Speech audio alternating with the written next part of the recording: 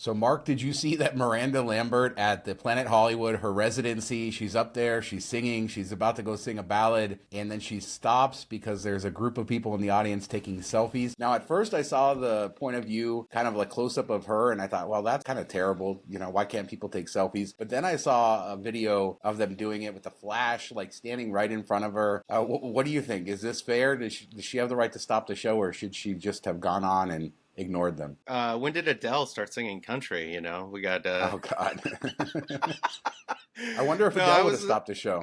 Yeah, I don't know. I mean, I'm the same as you. Like the one angle looks terrible. Like she's just getting, upset about nothing, about people not facing or listening to her music. And it's kind of like we've heard artists get mad when people sing along and they can't hear the music. And it's like, hey, they paid for the ticket. They can sing or do whatever they want. But when you see the flash and stuff, that would be pretty distracting because they're pretty close to her. It's dark. Like if they would have done the selfies without flash and then they did like 4 or 5 in a row, I think it would have been fine. But when you're getting like bright flash bulbs at you, over and over again, I could see it being distracting. So, turn off your flash. I think that's pretty standard. You know who would love to have people taking selfies at their show? And it doesn't matter if they get up on stage because it would mean people are in the audience? Chris Angel.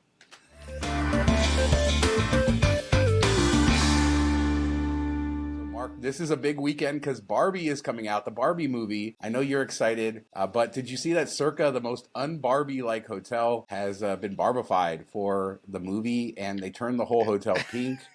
And I mean, this is like the manliest manly men hotel I've ever seen in my life.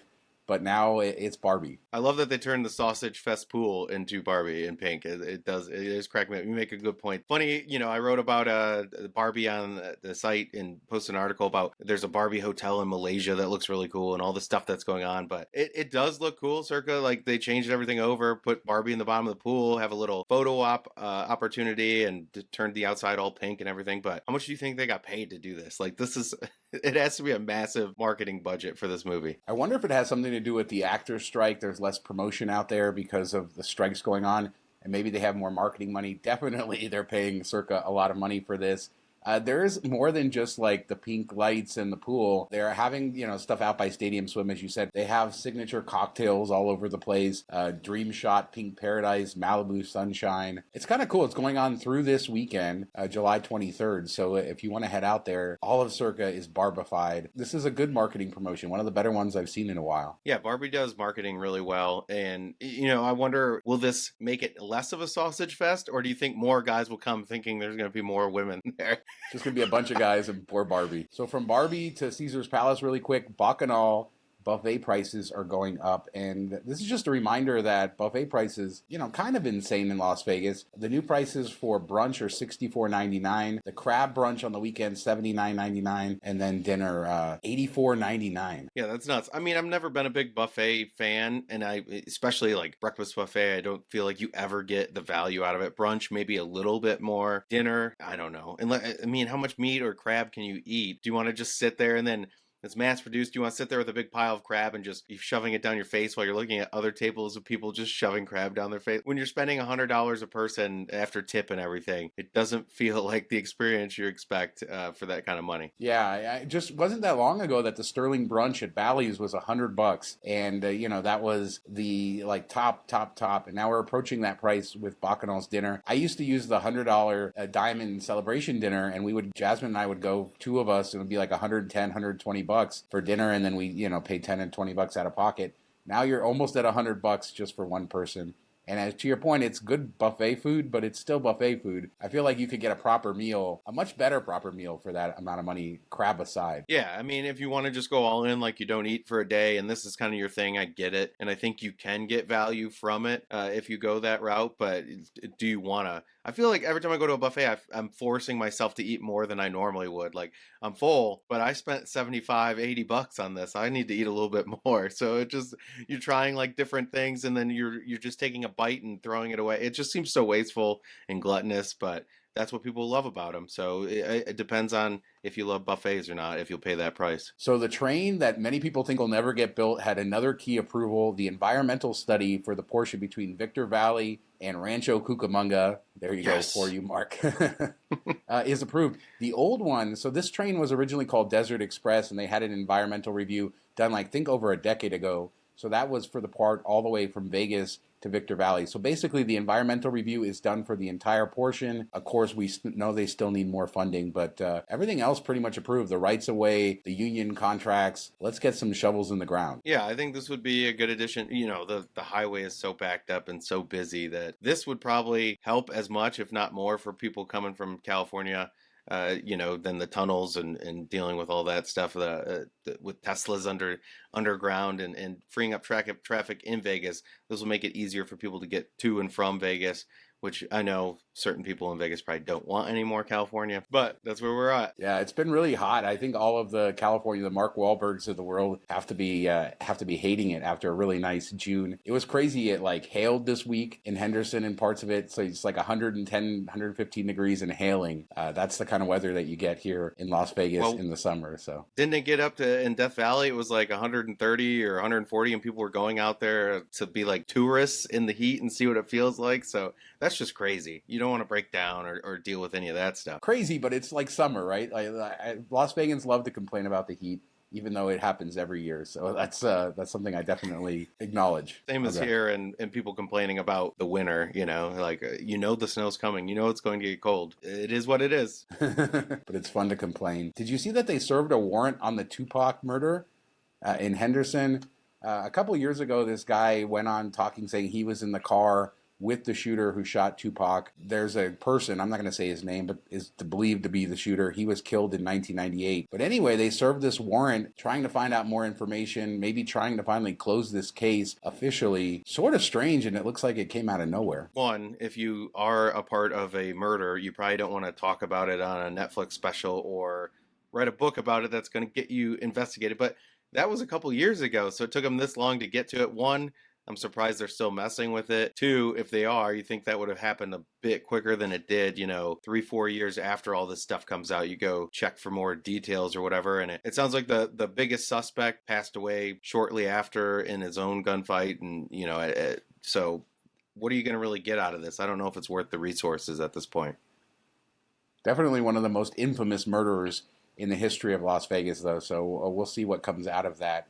I was stumbling across Facebook and I saw this offer from Mohegan Sun Virgin Hotels Casino, and I thought it was a really good offer, so I thought I would share it. I don't know if this is something that you have to see on Facebook, although I do have the link and I'll put it in the description. But for new members of their program there, we talked about how they were doing like referral weird things and all these different promotions to kind of get people to sign up for their rewards program. But in this case, if you're a new member, you earn 300 points, you get a free Ocean View Virgin Cruise, or 750 points, you get a sea terrace cabin, like a balcony. So it's $10 coin in a slot machine to earn a point. So $3,000 coin in for a free cruise. That's one of the better offers I've ever seen just for signing up and playing, on that first day for a loyalty program. I know Virgin's machines are probably tight, but if you want a free cruise, that's not bad. Yeah, expected loss and all that. You never know how it's going to play out when you're shooting for such a low number and the variance and everything. And I think it was $50 per point for video poker, so that's another option. But this seems really, really generous. And I didn't see like an end date on it. I couldn't track that down at all. So if you're going to go spend some money and you like cruising, I would go here and give it a test and check out the casino and all that. So, Virgin's one of the better rated cruises. We should say that it's adults only, so be aware of that. But Virgin, everything I've heard about people that have been on a Virgin cruise says it's amazing. Yeah, they're great cruises. I did one a couple months ago, and I highly recommend it. And usually they're thousands of dollars. There have been some deals for like points to redeem for them, and that's in our miles and points world. But this, you're not going to get a free cruise for that much play just about anywhere else. So, check that out. We also saw this week, Vital Vegas shared some pictures inside Durango. So we get our first look at the inside of that. It's still hard to kind of see what it looks like. It's a big, empty, kind of open space. We do see the carpet. I think it looks pretty nice. It's very much in line with what we see at their other high-end properties. But good to see that, and, just a few months away, hopefully, I've heard rumors, and we'll talk about Fontainebleau in a second, that it's way behind and that people don't think it's going to open by the end of the year. But Durango, probably a simpler project to get open. Yeah, we talk about carpet every show now, it feels like. And we've gotten requests in the comments that we do a carpet episode. So we need to like just go casino hop and then pick our top 10 carpets or something one of these days. But yeah, it looks nice. The ceilings look really low, which is never a favorite of mine, as you know. So I don't know how that will play with the machines and everything in there. Maybe it won't feel as bad, but it does seem a little bit cramped. But it does look like they're doing, nice touches and everything. So pretty standard, I think. Nothing too major. Agreed. I didn't see anything that kind of stood out, so I can't wait to see more pictures as the space gets developed. Okay, so speaking of carpet, after the last show, I had a viewer who happens to be a worker at Fontainebleau send me pictures of the carpet inside the room. So I'm going to share those exclusive pictures with you guys now. So there's the blue carpet that's in the hallway. Yeah, I'm going to throw them up on the screen. So there's the blue carpet that is the hallway carpet. And then there's this like light gray carpet that I really don't care for, but it could just be the picture. But that's actually in the large suite. And then there's also the carpet that's going to be in the standard guest rooms, which I like. It's like this grayish with a little hint of blue in it. So yeah, if you haven't had enough carpet, here you go. All the Fontainebleau carpets on one screen. Yeah, I really like the public area carpets, probably the best, and like the hallway with the little bow tie type of gray addition in the middle. I think those look really, really nice. I agree with you. The one that's mostly gray in the room's not the greatest looking. The one that it almost looks like kind of like blobby-ish, going back and forth.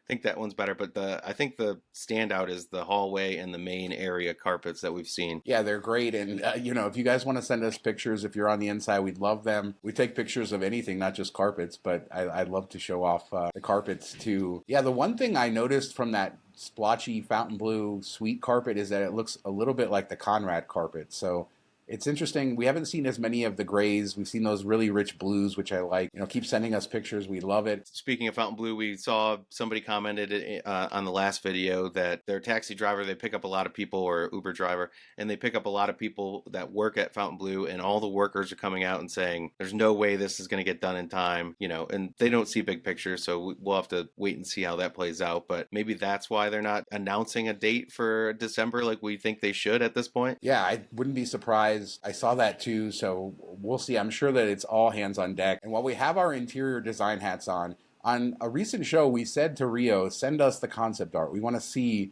what these rooms are going to look like when they're done. And, we got good news this week that the Ipanema Tower is already under construction. And the way that they're going to do that is they're going to close 3 floors at a time. So the floor that they're working on will be closed, and then the floor above it and below it, so that they don't disturb the 10 other guests that are in the hotel at this time, because nobody's really staying there, I don't think. But they're doing that right now, and they sent us pictures, or they released pictures of what the rooms will look like. We know they're partnering with Hyatt, and I was expecting something a little nicer. But let's do this. We know there's going to be multiple Hyatt brands. There's 2,500 rooms or so, right? And this is the Ipanema, the old tower, the first 1,500 rooms. It seems like they're making this into a Hyatt Place based on the way it looks. The couch looks very much like a Hyatt Place. It doesn't look modern at all. It looks very much from 10 years ago. I really wanted to like this. I spent a lot of time looking at these pictures, trying to love it. I don't. Yeah, now we know why it's only $350 million being spent on that. On these upgrades. It was like the most underwhelming art I've ever seen of a room, design concept. It looks maybe this is going to be Hyatt Place at the Rio, which is kind of sad. I actually prefer the newer Hyatt Place rooms to this. You got a couple beds and a couch sofa area and all that stuff, where they have this big space and they didn't do much with it.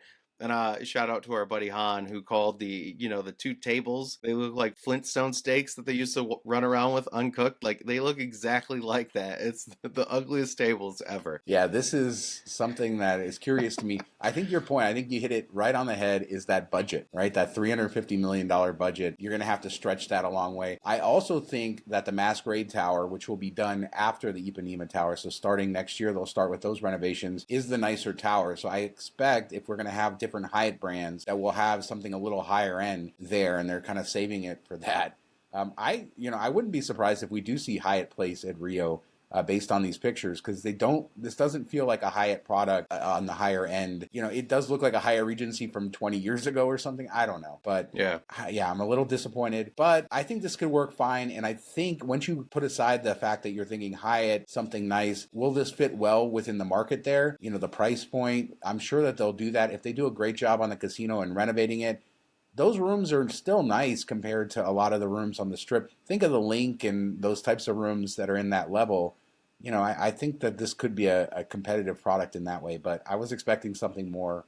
Maybe that's my fault. I don't know. Yeah, when you hear Hyatt, you think it's going to be higher end, better than most chain hotels. Like I would expect the Hyatts to be nicer than Resorts World when you're just thinking brand wise, because Hilton's not usually, Conrad's supposed to be pretty nice, but a regular Hilton isn't, a Hyatt is supposed to be better than that. So I think that's where our expectations come from, the travel side of things. If we were just thinking in terms of Rio's doing a renovation, yeah, this makes sense. They're shooting for the lower end market, the cheap rooms, they're off strip. There's a lot of stuff that comes with staying there that's a kind of a pain. So you have to, fit it into your budget. You don't want to overdo it. But you've also seen that if it's nice enough, people will come. And the Rio used to have a following, and it used to be a place people would go to be seen. So they could do that again, but they decided to shoot for the lower tier, which is understandable. Yeah, and confusing because Dreamscape has said that they want to do approachable luxury. And of course, Rio opened as the city's first all-suite hotel, right? Those rooms are big. They're all over 500 square feet. So there was a opportunity to make something nice. But I think, just given the history of the property, where it is now, I think they maybe were more realistic with where this property is going to peg in the hierarchy in Las Vegas. And it does have really good bones. You're going to have a ton of restaurants there. I'm going to assume that they're going to do a great job on the casino. And I think that this hotel will be fine with that, especially if we start seeing the Masquerade Tower a little bit nicer so that they can differentiate the products there. But yeah, I think that maybe I stayed in too many Hyatts, so then I, sort of projected my expectations on it. I was looking on Twitter and it didn't seem that very many people liked it though. People were pretty negative, and it is Twitter, but there weren't a lot of, loving comments for these rooms at all. Yeah, I don't think there's anything that stands out as, maybe the beds are really comfortable. Maybe they'll give you 8 pillows now instead of 1.5. I don't know. I love Hyatt, but Hyatt's pillows are not the best. So we're not heading in the right direction, especially Hyatt places. But yeah, hopefully there'll be plenty of pillows. Let us know what you guys think about the carpet at Fontainebleau, at Rio's new rooms. Is this a surprise to you? Did you expect something more modern? Or do you think that this is cool that they're moving in with that like Rio sort of theming, generic vibe, whatever it's going to go with that? Let us know in the comments. We'll discuss everything we talked about there. We do 2 shows a week, Tuesdays and Fridays, and we'll be back in just a couple days with another show. Feel free to send me more stuff. Really love that stuff. So thanks everybody for doing that. Thanks to the viewer who sent the Fontainebleau pictures. And thanks to everybody watching. Talk to you next time. Have a good weekend.